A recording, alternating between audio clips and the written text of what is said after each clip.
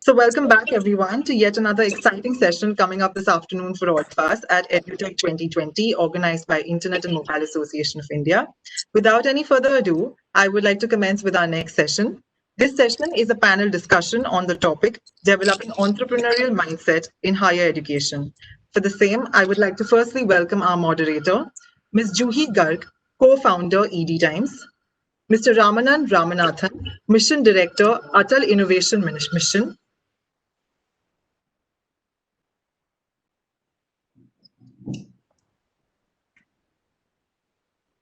I'm so sorry.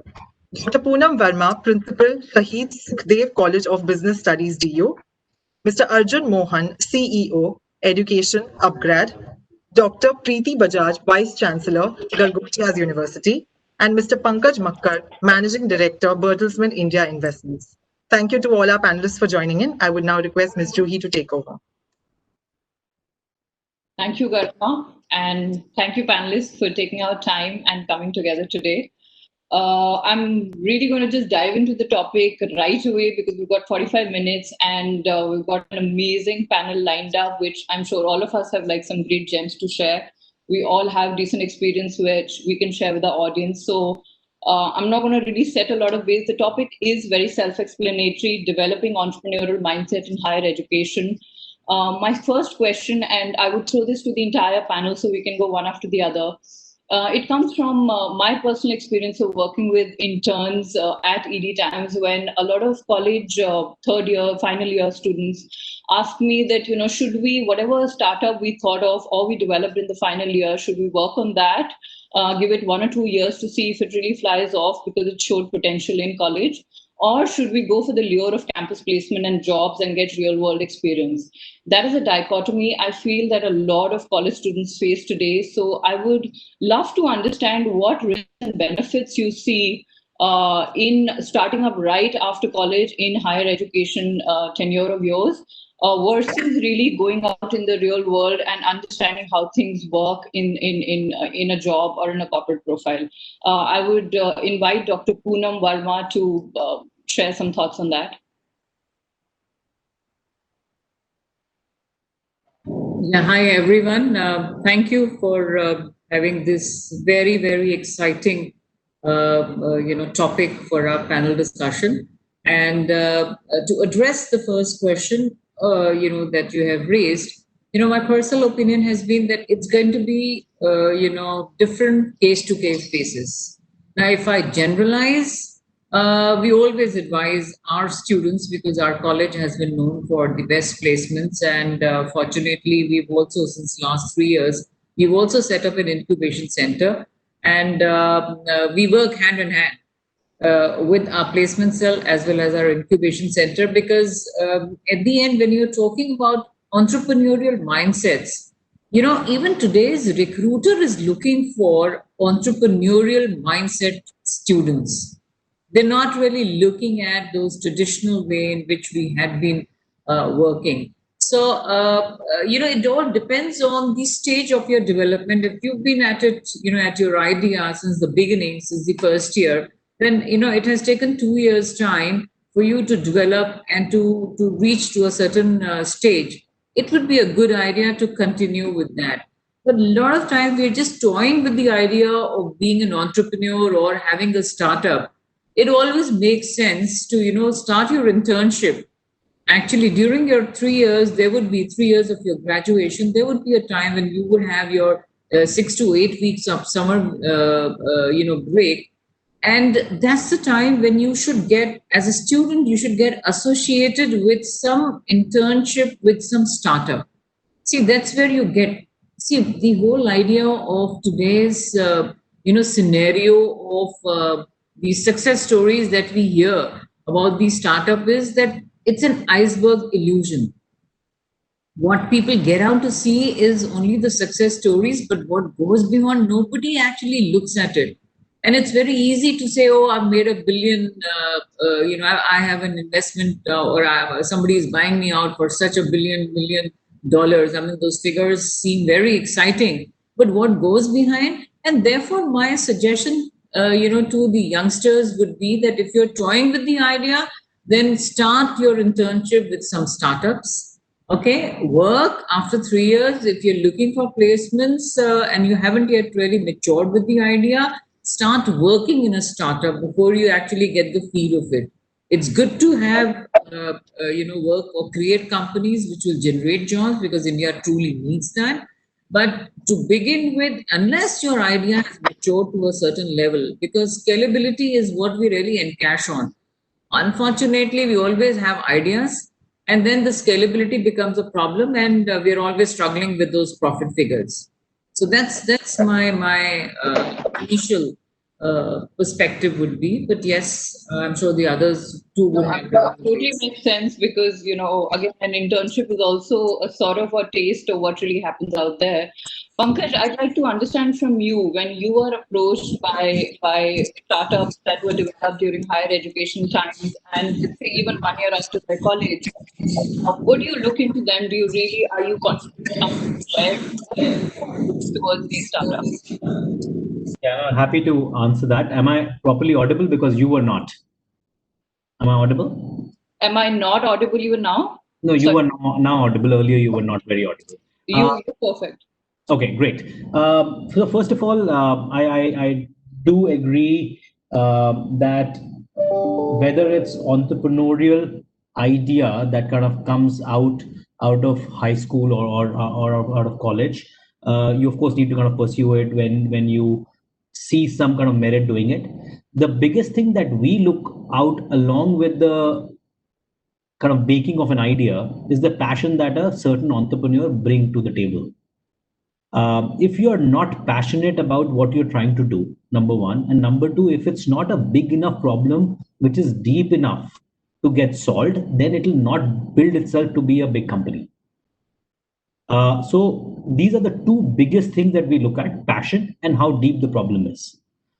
Outside of that, given that in a specific journey of a company, whether it's a young entrepreneur coming out of an IIT or IIM or any other college, etc., they will end up hiring significant amount of people over time to augment their skill sets and run those departments. We really don't really care about whether they specifically have that skill set or not. So, Provided are they're you like-minded. saying that experience is something that you would overlook? Absolutely. In venture capital, you do overlook experience because if we go through the mundane focused way of how things have been done in the last 20, 30, 40 years, you will not come up with innovative solutions. Having said that, that doesn't mean that experience doesn't count. So once you come up with an idea, it is disruptive in nature. You do need to put together an organization. You need to get users. You need to get revenues. You need to make profit over time. And all of that does need experience. And we will get all the right people into those companies later. That's okay. But just that you have passion and you have a great idea, that actually does account for a lot. And we encourage young children for us are people who are graduating out of high schools, from colleges, etc., to come in and pitch for those ideas. And actually, if it makes sense, then start. At best, what will happen? It will fail. You can go back and do your jobs. That's fine. So in a way, you are saying that India is supporting higher education startups. We are creating an ecosystem where we are happy to encourage really young people to come out and test this world. Yeah, absolutely. Because if this comes from the investor community, that's one place where the buck stops. And if the investor community is on board, then I think it's a very encouraging point that you make here. I will shift to Dr. Preeti Bajaj. Thank you, Pankaj. Regarding what your college really does in order to groom young people who have innovative ideas to able to polish them for them to become business ideas, for them to become viable, to actually make money tomorrow or to solve a problem. Thank you, Juhi. So I believe in a different way. I have done multiple experiments in the current university. So right now in Galgotias and earlier in my former organization as well, 6 months back.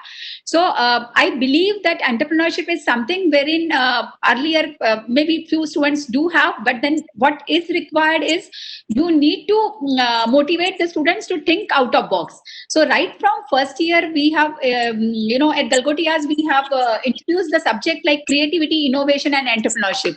So we are giving challenge. We are providing, platform So number of experiments which I have done with the TIE is the workshop for 1,000 students to create the ecosystem. Out of that, we have conducted some, written examination, and then 150 students were there. Then we have conducted workshop. We have tasted through alumni who were entrepreneur. So strong alumni network is first thing. Who are entrepreneurs, they are becoming the mentors. So peer teaching becomes, that students are doing. Then second is internship in the startups. Third, creating platform by giving the seed money and creating groups wherein students right from first year, entrepreneurship or innovation, it cannot happen in final year or third year. So you need to have, it can be through your teaching learning, it can be through activities, it can be through social entrepreneurship, and identifying the problems which students are, society is facing. Out of those problems, how the business solution can come in, that has to be taught. So number of experiments have been done and successful startups have been created within the campus. I believe 4 years are enough for doing all the experiments. Strong e-cell in the campus also helps the students to create this ecosystem. So 4 years are enough. You choose your CEOs, you choose your CTO, you choose your CFO, and do the experiment and finalize whether this is the correct line for you, or you wanted to again become a job seeker. And second, if you are failure, so what are the gaps, and then you will 10 failures in the 4 years will give you finally successful startup at the end of the 4th year.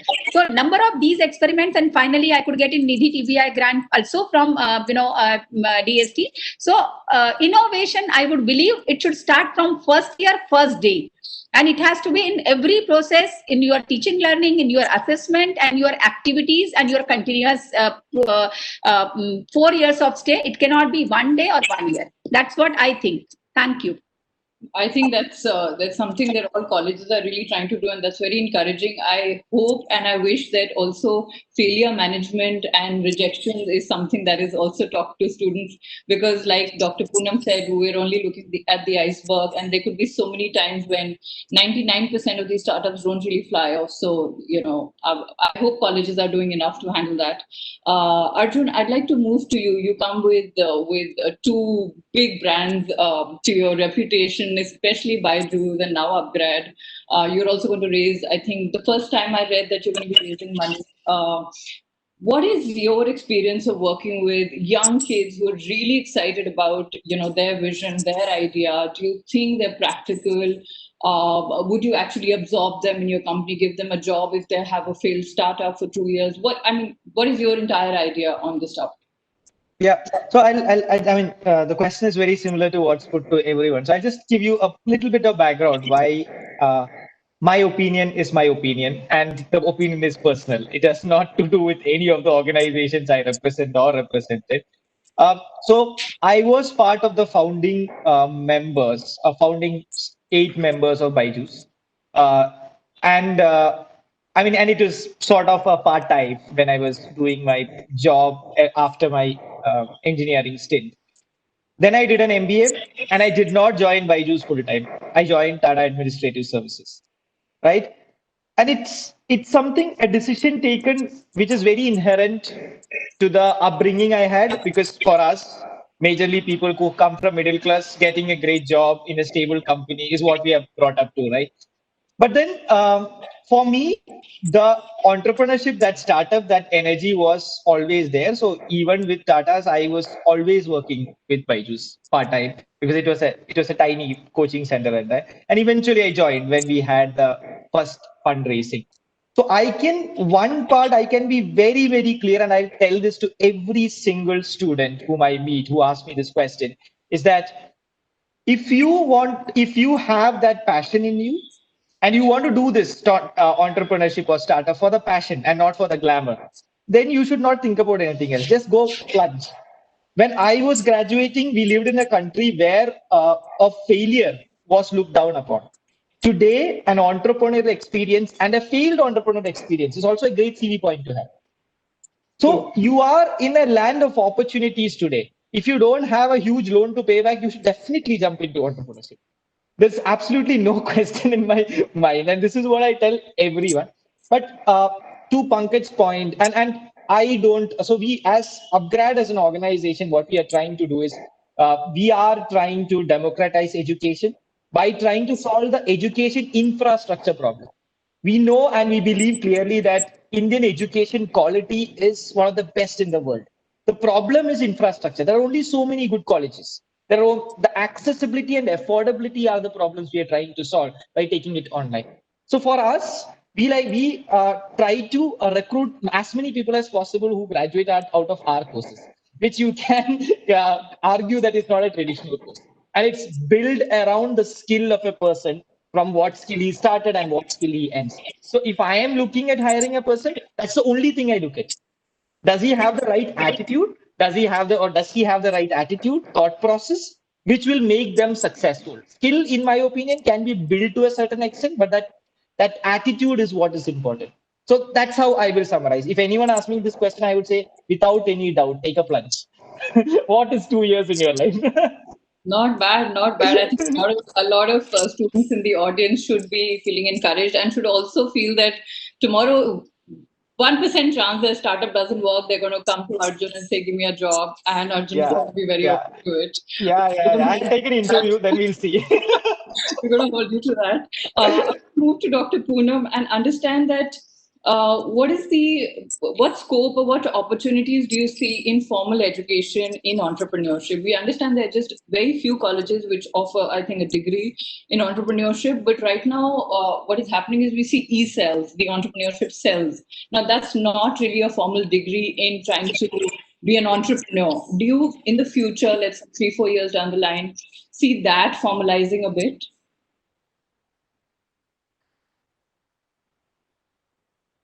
You don't. Yes.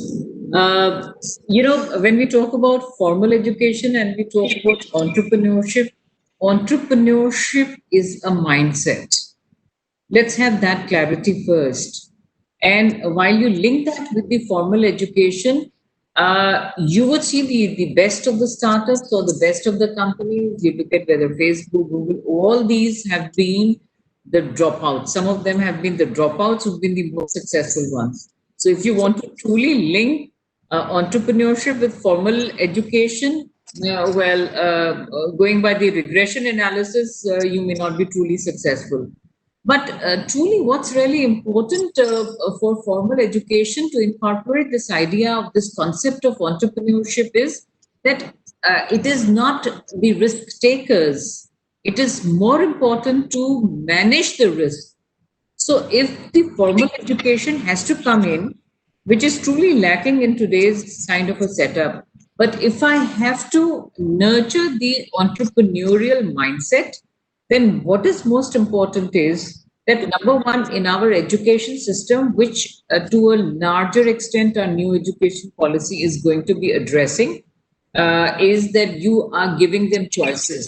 See, initially, if you look at what used to be the scenario, that the scenario would be that you study hard, you go to the school, graduate, join the corporate, and start climbing the corporate ladder. So it was not about choice, it was not about passion, it was not about our interests, it was only about compliance. That needs to change. And that change has to come from the parents, okay, and the graduating students. And we as teachers, as educators, have to inculcate, nurture this entrepreneurial mindset. Having a formal education to it would certainly help, because this is where we teach our students how to manage risk. As somebody said that, I think you only mentioned that how to manage failures is what we really need to teach. And that should be formalized. And this is what, the formal education has to incorporate. Surely, as far as changing the mindset is concerned, it's simply, formal education is not about just a skill set.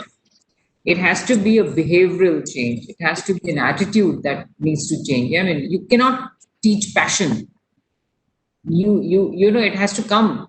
But yes, you can create as an environment where you can nurture that kind of a passion, which these youngsters might have.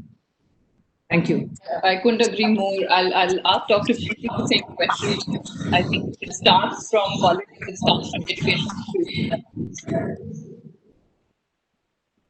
Juhi, your voice is breaking. I'm Can saying you- I would have Can you repeat? audible.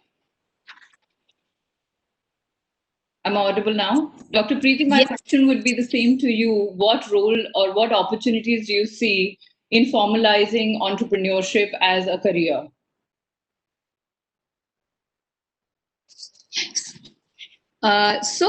Juhi, I think formalization has taken place long back. If you look at IITs, they were offering like IIT Bombay, I know IIT Hyderabad, they were offering a minor in entrepreneurship. So in couple of colleges at Galgotias also and earlier also, so we are offering right now, minor in entrepreneurship. Then apart from minors, every semester some subjects, so students have wonderful opportunities. Then you can have always dual major, dual minor, your degree, core degree, plus you can join startup management course, 1 year course. That could be so you can leave aside your core electives and you can join and take up all the electives which are from the entrepreneurship plan. The internship, instead of doing in a company, you can do in your own startup. So that is also being approved by the board of studies. And so it's a as Dr. Poonam has also said, I mean, I look at in the campus, everybody can have an innovative process. There is no rocket science or the set line that what needs to be done. The innovation has to be in your thought process. And finally, we are if teachers, we know how to get it ratified through the statutory bodies, but the innovation must take place. Now, like I have done some experiments wherein students, if they are participating in a pitch day competition, or if they are pitching at some level and they have won some prize, I have said you need not to appear for the internal exam of one subject. You have been the examination has been conducted by so many jury members, and of course my examination, I don't claim that it is above that jury level. So if students have scored and they have been rank holder, so first thing is participation. What you need to do in the campuses, you need to motivate your students to take part in the open challenges. You need to take this inspire and motivate your students not to have superficial knowledge, come out with a technical, or to enter into a deep, which will help them to sustain their startup for long time. So the third thing, to give students little bit flexibility in terms of hours, in terms of attendance, in terms of assessment, and to motivate them to participate in open challenges, maybe at local level initially, thereafter at national level, international level, every competition. That will build up their confidence that yes, their product is good or their idea is good. Let them participate, let them play, let them be. And finally, I can see a beautiful system wherein students themselves become the example and brand ambassador for innovation and entrepreneurship in the campus, and the juniors get motivated from them. So and the wonderful and I have given them opportunity to evaluate, do your internship for your startup. 6 months is a pretty good time in the campus when the student is working on their startup and fully, the full team, and then you provide. And finally, you evaluate them through some of the entrepreneurs. So if leader has interest in the entrepreneurship, I would say the lead role has interest in the entrepreneurship. You can bring that ecosystem and you can find out the way how the subjects can be legalized and then can become a part of your credit system. So I think if we are also enabling the next Google and Facebook will definitely come out of India. I have no doubt about that. Pankaj, one of your viewers off, we'd love to see you. The next question is towards you. In your experience, when you've been approached by startups, by really young people, do you see that their startups are far-visioned and practical? Do you see that that is something you can bet your money on? What is your general majority of these pitches told you? So first of all, as Bertelsmann, just giving you a magnitude of what we look at, we today have about 200 plus portfolio companies around the world. In India, around 15, 16 of them. in order to choose 15 odd companies that we've done in the last 5-6 years, we look at about 500 to 700 companies a year. So over the last quote unquote 10 years, I would have looked at about anywhere between 4,000 to 5,000 such pitches and companies. Now, when you look at that amount of diversity of pitches, you do see a lot of really good ones. You see a lot of really kind of not very thought through ones. Some ideas are really good, but very difficult to implement, and some ideas are not as great, but actually they're getting implemented to a certain degree of success, but may not be good investments and so on. So I think we do see everything. Now, to a specific question, do we see pitches from young entrepreneurs which are of high quality? I can tell you that in the last 10 years, the quality of pitches coming from young entrepreneurs, people who are even coming directly out of college, etc., has improved dramatically. So I think a lot of points that Dr. Poonam and Dr. Preeti mentioned in terms of entrepreneurship being a mindset, I think that is slowly getting inculcated. A lot of these students perhaps are also going through all kind of accelerator programs and incubator programs, and their concepts of understanding how to even identify a problem, how to even put together a solution around it, and then trying to wrap a company around it to make sure that it's a viable business model is coming a lot better now. Doesn't mean that it can't go further from here. I think significant progress can be made further, but I'm quite encouraged to see that the quality of entrepreneurs coming out of the country, both experienced as well as young, are really, really good. So I think the fact that entrepreneurial mindset is being inculcated in the higher education time is sort of helping you see potential startups becoming unicorn. Arjun, what has your experience told you? Have you, because you started off right in college, even if it was part-time, what did you see around yourself that time? And what do you see now? So I concur with what Pankaj was saying. So at least entrepreneurship is an option which is seriously considered. When I was studying, it was all about, okay, which is a day zero company, which is a day one company. You literally had nobody signing off of out of placement ecosystem. These days, there are people who actually take that plunge, who say that I'm fine. I know that I can find a job 2 years later. I want to try this out. I think over a period of last few years, at least some of us has made it big in the industry and see today, look at it, right? When I was studying your business, your business objective or the leaders you look up to will be Ratan Tata or the Birlas or the Ambanis of the world. Today's youth looks up at the Bansals or Sundar Pichai, people like that, who has really made it big in the entrepreneurial space, starting from nothing. So they have a proven reason. They have the ecosystem wherein they can go for it. So I see a lot of changes, just huge changes. These days, people are serious about it. Every college project, people talk about converting it into a company. All those things are happening. The accelerators have held, although unfortunately not even one really big accelerator has really come up. But then the ecosystems governments have been building, the startup villages, all these things have created, I would say, an ecosystem of knowledge, which gives a feeling to the student today that this is an option and I don't need to, employment is not a big problem. Later also I can find it out. So I see a lot of difference, lots and lots of difference. One place where so a lot of people whom I speak to, right? What they say is that, see, I would like to start off, and it's not even about money. I don't really think that you need venture capitalists in the first 1 or 2 years. If you have a passionate idea, you can build out business with cash flow, which can sustain a small team. I'm a strong believer of that. You will need money when you really scale up, because then the competition will come in.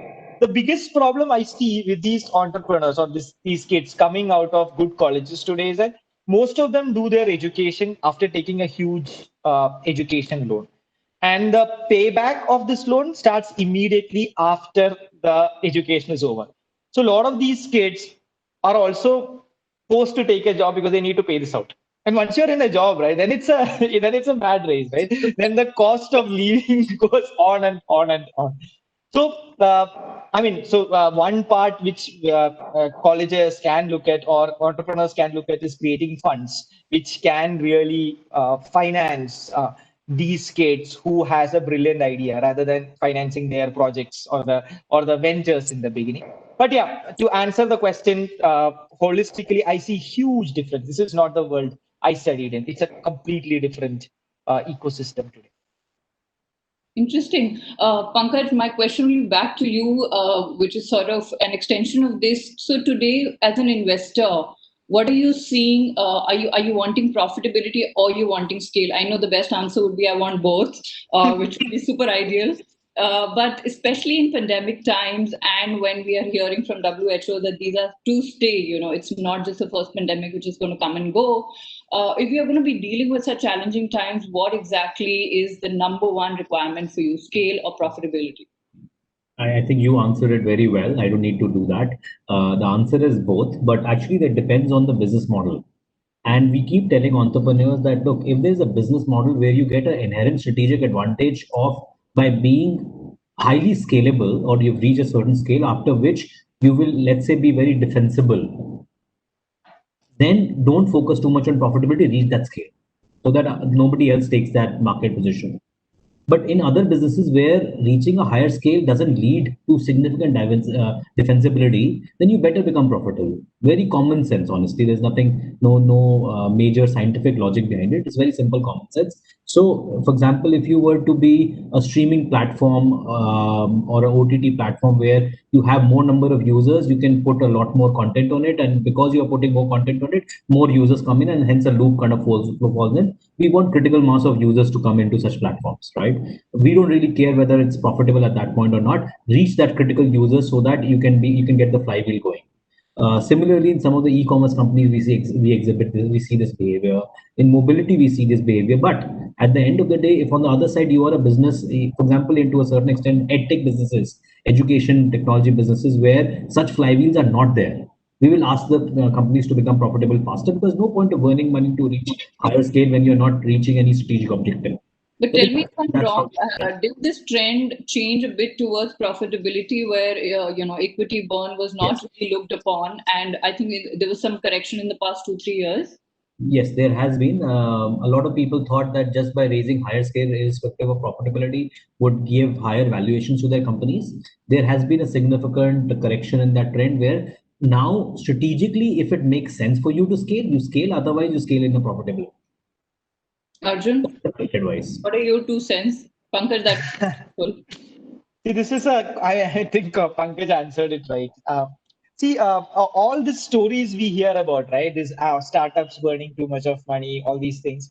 It's not that the VC funds are dumb enough not to understand this, right? As he was rightly mentioning, they see thousands and thousands of companies. And the fact that they're putting in money is because they know there will be a return on it. So this is majorly this whole information which exists in the market is more of seeing only the flashy part of it or the media part of it.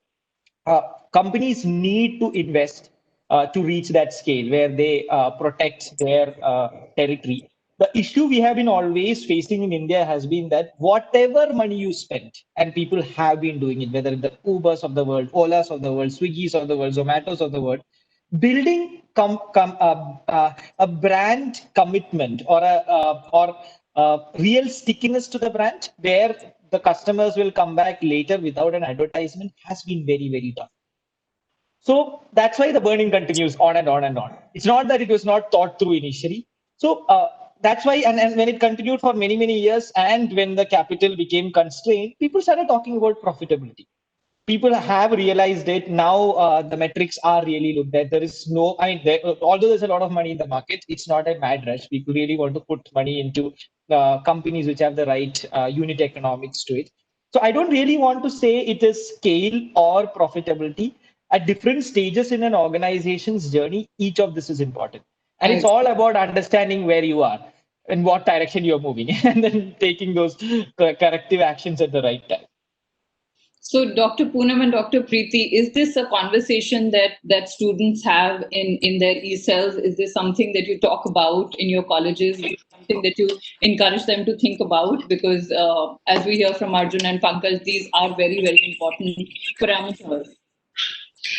So, Juhi, I would say yes, eCell has eCell and the innovation cell and the other platform. Those are little informal programs, and wherein they invite speakers, they call the experts, and yes, they try to see the success stories. They do experiments as well. So not very formal. That those all experiments have to be done by individually or by a team when they actually enter into a startup zone. But it's a long journey. So I would say eCell is just to create the ecosystem. So, it's just to connect seniors and juniors, and then what are the opportunities available, how to start, what you mean by eCell, and what is the meaning of innovation, what is the meaning of entrepreneurship. Probably they understand through ecosystem, through eCell formation. But actual journey or actual experience they only have when they burn their own hands. They enter into that journey. They come up with an idea, they started working in that idea, then they realized, that's not working. They stuck into some technical issue, or they wait for funding and then they don't get in that funding. They don't wait for somebody is not there for mentor, or they have not safeguard their IPR activities, and then somebody has filed the come up with a startup in early stage and somebody has stolen their idea. So all these things are I would say eCell is a very basic platform, but there has to be I believe there has to be at four pillars. I understand these four pillars would be like one is eCell, one is innovation, wherein safeguarding of IPR, legal issues and things are to be. Then there has to be a handholding by research. If you want to enter into some deep research, so then some seed money has to be provided. All laboratories to be open, or and the fourth is bank of mentors. So during this journey, senior mentor could be an alumni mentor, could be a professional mentor, could be some success stories wherein the bank of advisors, and wherein students may have, they're stuck into small doubts. The doubts are not bigger, but then if they're stuck in there, and if somebody is not there to guide them, that's the end of their that entrepreneurship journey. Or so all these four places, if you are providing, and you can nurture this over the period of 3-4 years, then you can find out some success stories. Those two which you can count on fingers. But yes, at only eCell will not happen, only with mentors will not happen, only with the giving them some advice or working with them will not happen. It has to be in all way. That's what from my side I would say. Thank you. So we're left with hardly 7 minutes. We've got a couple of questions. I'm going to route this to Dr. Poonam. Somebody wants to understand, how do we bridge... Sorry. Hello? Yeah. Sure. Okay, we can't see you. Your video is off. We want to understand, how do we bridge the journey between theoretical knowledge and real practical gains? Like, when do we move away from paper startups? We can't hear you. You're on mute. Absolutely right, Juhi. The whole idea of our education so far has been, you rightfully said, is theoretical. See, the only way that can come up is that, we start giving them projects, initially. This should become a part of, their curriculum. Secondly, as I said, internship should be with the startup. That's how they can say that, rather than going from classroom to another classroom, taking up a course, in between your 3 years of graduation, and which may become a 4 years of graduation with the new education policy, we should give them projects. Of course, those mentoring sessions have to come not from the teachers who are theoreticians, very good at theoretizing. We need to call people from the startups to give them the lessons. Take up the internship projects with these startups. Okay, and in fact, what they can really do is take it as a project. Entire project has to revolve around some kind of an ideation stage to, bringing it to a business reality. So these are the phases. Theory is important. Theory is very important to begin with. But to end with, you have to supplement this theory with giving them projects, internships that necessarily must become a part of it, and sharing those failure stages as well as the success stories with the students. That's what we need to really add it up in our curriculum. I mean, even if it's totally an engineering curriculum, these kind of things should become parallel. Even if it's an engineering project, what is the business plan? How do they really go about it? That needs to become a mandatory part of their syllabus. Only I then, agree that internship should come back.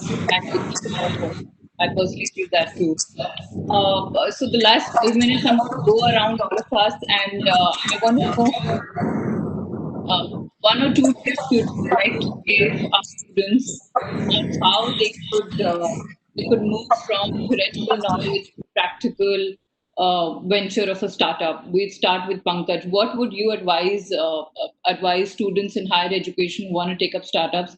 How do they convert their theoretical knowledge into practical gains? I think very simply by doing it. That's the right answer. So I would say when they are in college, they should check out, what are they most passionate about. That's the first important thing.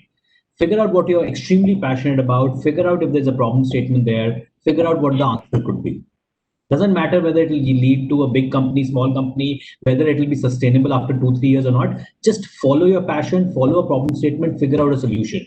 If you're able to find a solution around it, then think if there's a business model which you want to pursue in building a company around it, and do it in the evenings. I mean, college is still probably 2 o'clock, 3 o'clock. You have the rest of the day free. Please spend time thinking about these problems, think about solutions, put together a company. You want us, and by the way, a lot of companies, a lot of solutions don't require too much capital. 20,000, 30,000, even 50,000 rupees, you can start putting together first prototypes of your problem statements. Even if it's a small statement and a small prototype, it's fine. It just gives you a mindset of how to solve problems. And I think that is good enough to start with when you start thinking about entrepreneurship. Whether you actually end up doing a job in a company or you do your own business, doesn't matter. That mindset is very, very important. I agree. I think for our audience, that was golden dust. Arjun, what are your one or two tips you'd like to give as a sign off? So, I mean, for the students, for the entrepreneurs, everyone who is looking at entrepreneurship as an opportunity or as an option, I would say that don't be too bothered about what will happen to it.